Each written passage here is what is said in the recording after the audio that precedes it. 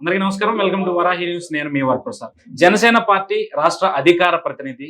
రాష్ట్రంలో ఆవిడంటే తెలియని వాళ్ళు ఉంటారు, ఎందుకంటే ఆవిడ మాటే ఒక తోటలా పేలుతా ఉంటది.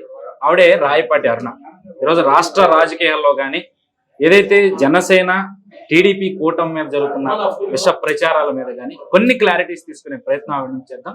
మేడం నమస్తే. మేడం నమస్తే. సో మేడం, డైరెక్ట్ గా పాయింట్ లోకి వెళ్ళిపోతే ఈరోజు ఇరు పార్టీల పొత్తు మీద ఎన్నో విష ప్రచారాలు నడుస్తా ఉంది. అంటే ఏ విధంగా ఒకటి ముఖ్యమంత్రి, మీరు స్టేజ్ మీద కూడా మాట్లాడారు, ముందుగా ముఖ్యమంత్రి గురించి ఎవరు కూడా స్టేజ్ మీద బహిరంగ మాట్లాడవద్దు. కానీ ఈ అంశంలో చూసుకుంటే ప్రచారం వైసీపీ అయినా చేయనివ్వచ్చు, లేదంటే జనసేన నుంచైనా టీడీపీ నుంచైనా జరుగుతూ ఉండవచ్చు. కానీ ప్రతి ఒక్కరి లక్ష్యం, ఈ రెండు పార్టీల ప్రధాన లక్ష్యం ఏంటి? జగన్మోహన్ రెడ్డిని గద్దె దించాలి. మరి అది దించాలి అంటే ఈ ప్రచారం అనేది ఖచ్చితంగా జరగకూడదు.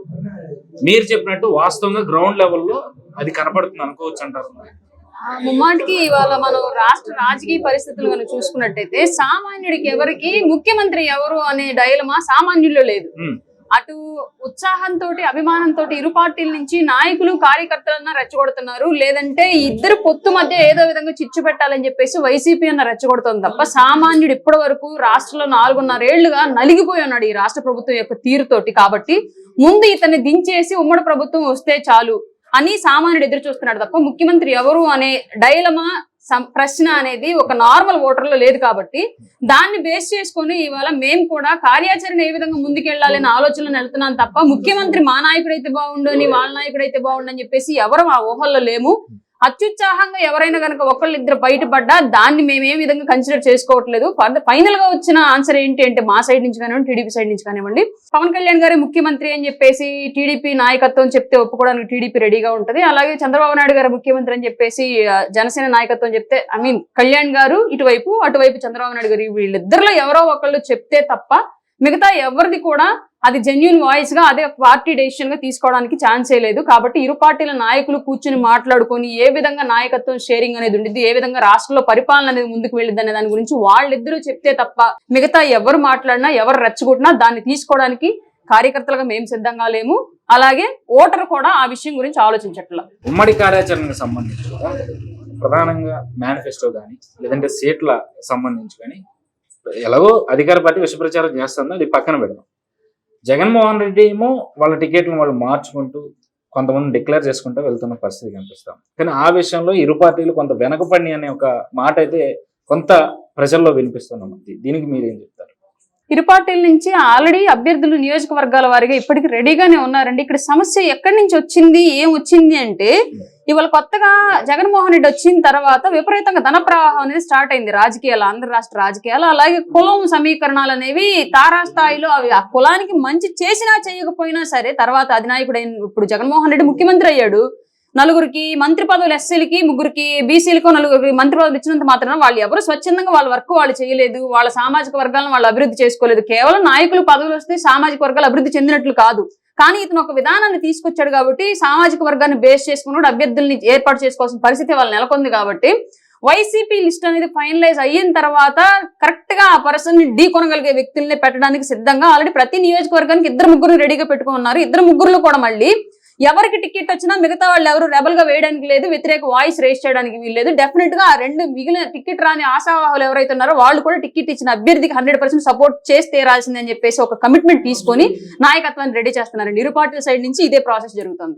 మన సర్వేలో చూసుకుంటే బీజేపీతో పొత్తుంటే ఇటు టీడీపీ జనసేన పొత్తి ఖచ్చితంగా ముప్పు వాటిల్లే అవకాశం ఉందని సర్వేలు చెప్తా ఉంది.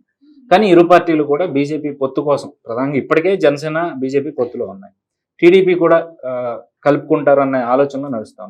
సర్వేలు అంత యాంటీగా వస్తున్నా సరే ఇంకా బీజేపీ వైపు ఎందుకు మొగ్గు చూపుతున్నారు అనుకోవాలి. ప్రస్తుతానికి బీజేపీ 2 పార్టీలతో అలయన్స్ కి సుముఖంగానే ఉంది. ఇది ఎవరికి బహిరంగంగా తెలియకపోయి ఉండొచ్చు కానీ సుముఖంగా ఉంది. ఇక్కడ సమస్య ఎక్కడ వచ్చింది అంటే టికెట్లకు సంబంధించి వాళ్ళు ఇచ్చిన నంబర్ ని ఇరు పార్టీలు యాక్సెప్ట్ చేయడంలో, సర్దిపొచ్చడంలో కొంచెం జాప్యం జరుగుతుంది. దానికి సంబంధించి మాత్రమే చర్యలు ఇవన్నీ జరుగుతున్నాయి. కాబట్టి ఇప్పుడు ఇంకోటి ఇక్కడ ఏం జరుగుతుందంటే ఎంపీ సీట్లు అత్యధికంగా అడిగారని చెప్పేసి ఒక నానుడు వినిపిస్తూ ఉంది. ఎంపీ సీట్లు కేంద్రంలో ఉన్న ప్రభుత్వం యొక్క వ్యక్తులకి అధికంగా కనుక ఇస్తే రేపు పొద్దున రాష్ట్రానికి సంబంధించిన విషయాల్లో గొంతెత్తడం అనేది కొంచెం ఇబ్బందికరంగా ఉండే పరిస్థితి. కాబట్టి దానికి సంబంధించే సర్దుబాట్లు అనేవి జరుగుతున్నాయి ఇరు పార్టీల నుంచి బీజేపీ తోటి. వైసీపీ తోటి ఇప్పటికీ కూడా స్నేహహస్తం అందిస్తోంది బీజేపీ వెనకాలండి అని చెప్పేసి ఒక నానుడు వినిపిస్తూ ఉంది. నాకు తెలిసినంత వరకు బీజేపీ పక్క రాజకీయమే చేస్తుంది బీజేపీ. ఏ పార్టీ గెలిచే వేవ్లో ఉండిద్ది రాష్ట్రంలో అనుకుంటే ఆ పార్టీకి అనుకూలంగానే బీజేపీ వేవ్స్ ఎప్పుడు ఉంటాయి. మనం గత రాష్ట్రాల్లో బీజేపీ గత పరిపాలన మనం అంతా చూసినట్లయితే మనకు క్లియర్ ఈ విషయం. అందులో భాగంగానే ఇవాళ రాబోయే రోజుల్లో అధికారం అనేది జనసేన టీడీపీ ఉమ్మడి ప్రభుత్వాన్ని అని చెప్పేసి వైసీపీ చేయించిన సర్వేల్లోనూ, ఇరు పార్టీలు చేయించిన సర్వేల్లోనూ, అలాగే కేంద్ర ప్రభుత్వం యొక్క సర్వేల్లో కూడా తెలిసింది. కాబట్టి డెఫినెట్ గా కేంద్ర ప్రభుత్వం రెండు పార్టీలతోటి అలయన్స్ లోకి వచ్చిందని మేము 100% నమ్ముతున్నాం. దానికోసమే ఇప్పటికీ కలిసి పనిచేస్తున్నాం.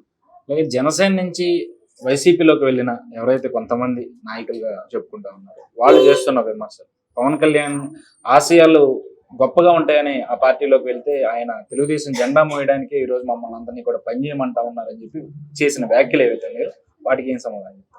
నాకు తెలిసినంత వరకు పవన్ కళ్యాణ్ గారి ఆశయం గురించి గొప్పగా ఉంది అని వచ్చిన ఏ వ్యక్తి ఇది మాట్లాడు.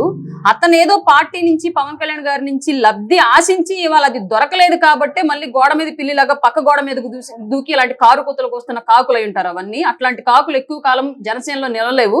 జనసేనలో నిలవాలి అంటే ఒక సైనికుడికి ఉండే మనస్తత్వం ఉండాలి, ఒక యుద్ధంలో ప్రాణాలైన వదలడానికి ఉండే వీరుడికి ఉండే మనస్తత్వం ఉండాలి. అది మహిళలైనా లేడీస్ అయినా అట్లాంటి వాళ్ళు మాత్రమే జనసేనలో పవన్ కళ్యాణ్ గారి వెంట గెలుపు ఓటములకు అతీతంగా ఏళ్ల తరబడి నడవగలుగుతారు. ఒక ఎలక్షన్ కోసము, ఒక ఓటమి గెలుపుల కోసం మాత్రమే వచ్చి అధికారంలో ఉంటే సంపాదించుకుందాం, ప్రతిపక్షంలో ఉంటే పక్క పార్టీలోకి దూకుదామని చెప్పేసి ఆలోచన ఉన్న రాజకీయ నాయకులు ఎవరు జనసేనలో నిలవలేరు. అట్లాంటి వాళ్ళు ఎవరైనా ఉంటే రాబోయే రోజుల్లో కూడా బయటకు వెళ్ళిపోతారు, ఉండరు. అలాగే ముద్రగడ పద్మనాభం ప్రధానంగా మొన్నటి వరకు కూడా పవన్ కళ్యాణ్ మీద విమర్శ చేసిన ఆయన ఈ రోజు జనసేన వైపు చూస్తా ఉన్నారు, త్వరలోనే పార్టీలో చేరుతున్నారు అనేది చాలా బలంగా వినిపిస్తా ఉంది. అలాగే అంబటి రాయుడు వైసీపీలో చేరిన వారం రోజుల్లోనే తిరిగి వచ్చి జనసేనకి మద్దతు తెలుపుతున్నా అంటూ కూడా ఆయన చేసిన కామెంట్స్, దీని గురించి ముద్రగడ పద్మనాభం గారి విషయానికి కనుక వచ్చినట్లయితే, ఇప్పుడు ఒక కుల సంఘానికి నాయకుడిగా గతంలో రాజకీయ అనుభవం ఉన్న వ్యక్తిగా ఆయన వెళుతున్న మార్గాల్లో కొన్ని స్టెప్లు ఆయన తీసుకోవాల్సిన సిచ్యువేషన్ లో ఆయన ఒక మనుగడను కాపాడుకోవడానికి, సామాజిక వర్గానికి ఇంకా తన అండగా ఉన్నానని తెలియజేసుకోవడానికి ఆయన గతంలో కొన్ని వ్యతిరేక వాయిస్లు వినిపించిన మాట నిజమే, జనసేనకి వ్యతిరేకంగా. కానీ రాబోయే వచ్చే కాలం గడిచే కొద్దీ ఏంటి అంటే తను ఎలాంటి నాయకుడికి ఇప్పటి వరకు కొమ్ము కాస్తున్నాను అన్న విషయం ముద్రగడ పద్మనాభం గారికి అర్థమైందని చెప్పేసి నేను భావిస్తున్నాను. అలాగే కాపు సామాజిక వర్గము, అలాగే రాష్ట్రంలో ఉన్న ఒక కొత్త నాయకత్వాన్ని ఎంకరేజ్ చేయాలని చెప్పేసి ఈగర్గా ఎదురు చూస్తున్న యువత కూడా పవన్ కళ్యాణ్ గారి వైపే ఎక్కువగా మొగ్గు చూపుతున్నారని చెప్పేసి అన్న విషయం కూడా ముద్రగడ గారికి అర్థమైందని చెప్పేసి మేము అనుకుంటున్నాము. దాని మూలంగానే ఆయన గతంలో చేసిన పొరపాటు ఏదైతే ఉందో దాన్ని సరిదిద్దుకుని వాళ్ళు జనసేనలోకి రావడానికి సిద్ధంగా ఉండొచ్చు అని మేము భావిస్తున్నామండి. డెఫినెట్ గా రెండో విషయం, రాయుడు గారి విషయానికి కనుక వచ్చినట్లయితే మాలాగే ఆయన కూడా యువకుడు. క్రికెట్ లో ఏవో రాజకీయాలు ఉన్నాయి, వాటిని సరిచేయాలి అంటే మామూలుగా సార్వత్రిక ఎన్నికలు లేదంటే రాష్ట్ర రాజకీయాల్లోకి వెళ్ళి అడుగు పెట్టి అట్లా వీటిలో క్రికెట్ లో ఉన్న రాజకీయాలు సరిచేయచ్చు అనే భావజాలంతో అతను వచ్చాడు. బయట ఉన్న అధికార పార్టీ యొక్క మెరుగులను చూసి లోపల కూడా అలాగే ఉండిద్దేమో అని చెప్పేసి వైసీపీ వైపు మొగ్గు చూపడం జరిగింది. కానీ లోపలికి దిగిన తర్వాత కానీ అర్థం కాలేదు, తను దిగింది ఒక మంచినీటి ఓటబావిలో కాదు, ఒక సెప్టిక్ ట్యాంక్ లోకి అని చెప్పేసి అర్థమైంది. ఆ సెప్టిక్ ట్యాంక్ లో నుంచి అత్యంత తొందరగా బయటపడడానికి అతను ప్రయత్నం చేశాడు. ఆ ప్రయత్నాల్లో సక్సెస్ అయ్యాడు కూడా. రాబోయే రోజుల్లో కూడా జనసేనలోకి ఆయనకి 100% ఆహ్వానం పలుకుతున్నాము. జనసేన యువకుల పార్టీ, అలాగే నిస్వార్థమైన రాజకీయ నాయకుల కోసం ఎప్పుడు జనసేన ఎదురు చూస్తూనే ఉంటుంది. సమాజం కోసం పాటుపడాలనుకున్న ప్రతి ఒక్కరికి కూడా జనసేన ఏకైక రాజకీయ ప్లాట్ఫామ్. అలాగే సీనియర్ నాయకులు హరిరామ జోగయ్య గారి అంశం గురించి ఖచ్చితంగా మాట్లాడాలి. ఎందుకంటే ఆయన లేఖలంటూ కూడా పవన్ కళ్యాణ్ గారు పంపిస్తున్నారంటూ కొన్ని లేఖలను ఈ మధ్య హడావిడి చేసిన పరిస్థితి. అంటే ఆయన అంతిమ లక్ష్యం కూడా పవన్ కళ్యాణ్ గారిని ముఖ్యమంత్రిగా చూడాలనే లక్ష్యమే ఆయన మొదటి నుంచి కూడా చూపిస్తాం. ఆయన గురించి హరిరామ జోగయ్య గారు రాస్తున్న ఉత్తరాలు ఆయన మనోగతం మాత్రమే కాదు, అది రాష్ట్ర ప్రజలు అలాగే ఎవరైతే యువత పవన్ కళ్యాణ్ గారి నాయకత్వం కోరుకుంటూ పవన్ కళ్యాణ్ గారికి ఓటెయ్యాలి అని ఆలోచిస్తూ ఉన్నటువంటి వాళ్ళు ఎవరైతే ఉన్నారో రాష్ట్రంలో, వాళ్ళందరి మనోభావాలను ఆయన ఉత్తరాల రూపంలో బహిర్గతం చేస్తూ ఉన్నారు. కానీ ఇక్కడ ఏం జరుగుతుందంటే మన మనోభావాల్ని సంతృప్తి పరచమనడం వేరు, అలాగే వాస్తవాలను అర్థం చేసుకుని దాని ప్రకారం నడవడం వేరు. పవన్ కళ్యాణ్ గారు, హరిరామ జోగయ్య గారు అలాగే అభిమానుల యొక్క మనోభావాలను అర్థం చేసుకుంటూ అలాగే రాష్ట్రంలో ఉన్న వాస్తవాలను అవలోకన చేసుకుంటూ రెండింటినీ కలిపి బ్యాలెన్సింగ్ గా లాక్కుంటూ వెళుతున్నారు. రాబోయే రోజుల్లో ఒక స్పష్టమైన అభిప్రాయం ఏంటి పవన్ కళ్యాణ్ గారు అనేది రాష్ట్ర ప్రజలకు తేటతలం అయింది. జస్ట్ ఫ్యూ డేస్ వెయిట్ చేస్తే అన్ని సమస్యలకి సమాధానం దొరుకుతుంది. ముఖ్యమంత్రి గారి అంశానికి వస్తే, ఈ మధ్య అంబేద్కర్ విగ్రహావిష్కరణ చేస్తూ కూడా ఆయన కొన్ని సంచలనమైన వ్యాఖ్యలు, అంటరానితనం, పెత్తందారీ వ్యవస్థ అంటూ కూడా ఆయన చేసిన వ్యాఖ్యలు ఏవైతే ప్రతిపక్షాల మీద నెట్టే ప్రయత్నం, దీనికి ఏం చెప్తారు? రాష్ట్ర వ్యాప్తంగా ఇప్పటి వరకు నేను దళిత సామాజిక వర్గానికి చెందిన మహిళని, రాష్ట్ర వ్యాప్తంగా ఇవాళ గతంలో ఎన్నడూ లేని విధంగా దేశం మొత్తం మీద ఎక్కువ దళితుల మీద దాడులు జరిగింది ఎక్కడ, హత్య జరిగింది ఎక్కడ, మానభంగాలు జరిగింది ఎక్కడ అంటే ఆంధ్ర రాష్ట్రంలో. వాటికి సంబంధించి ఇప్పటి వరకు ఎలాంటి చర్యలు చేపట్టడం ఈ ముఖ్యమంత్రి వల్ల అవ్వలేదు. అలాగే గతంలో ఏ ముఖ్యమంత్రి లాక్కోని విధంగా దళితులు నోటికాడ నిధులు తిన్న వ్యక్తి జగన్మోహన్ రెడ్డి గారు. ఇంక గతంలో ఏ ముఖ్యమంత్రి తీల. రెడ్డి సామాజిక వర్గానికి చెందిన కిరణ్ కుమార్ రెడ్డి గారు పోరాడి దళితులకి ఎస్సీ బిల్లుని ప్రవేశపెట్టి దాన్ని ఆమోదం పొందేలాగా చేసి నిధులు కేటాయిస్తే అదే సామాజిక వర్గానికి చెందిన ఈ జగన్ రెడ్డి వచ్చి ఇవాళ మా నిధులు తినేశాడు. అలాగే గతంలో మాదిగా మాన్యాలు ఉండేవి. అప్పట్లో ఊరికి సేవ చేసినందుకు కొంతమంది అగ్ర కులాల వాళ్ళు కొంత భూమిని కేటాయించేవాళ్ళు. అవి అప్పటి నుంచి ఇప్పటికీ వారసత్వంగా వస్తా ఉన్నాయి ఆ సామాజిక వర్గాలకి. ఇవాళ ఈ జగన్మోహన్ రెడ్డి వచ్చాకే ఆఖరికి వాళ్ళు నీడ కూడా లేకుండా ఆ భూములను కూడా లాక్కున్నాడు. అది కాకుండా మహోన్నతుడైన అంబేద్కర్ గారి పేరును తొలగించి అంబేద్కర్ విదేశీ విద్యా విధానం అనే పేరు ఉండేది, ఆ పేరుని తీసేసి జగన్మోహన్ రెడ్డి విద్యా విధానం అంటే ఇతను అంబేద్కర్ గారి కన్నా గొప్పవాడై ఉండొచ్చు బహుశా అతని దృష్టిలో, కానీ అంబేద్కర్ గారి కాలి గోటితో సమానం కూడా ఈయన చేయడం చెప్పేసి విషయం మాత్రం ఆంధ్ర రాష్ట్ర ప్రజలు గమనించాలి.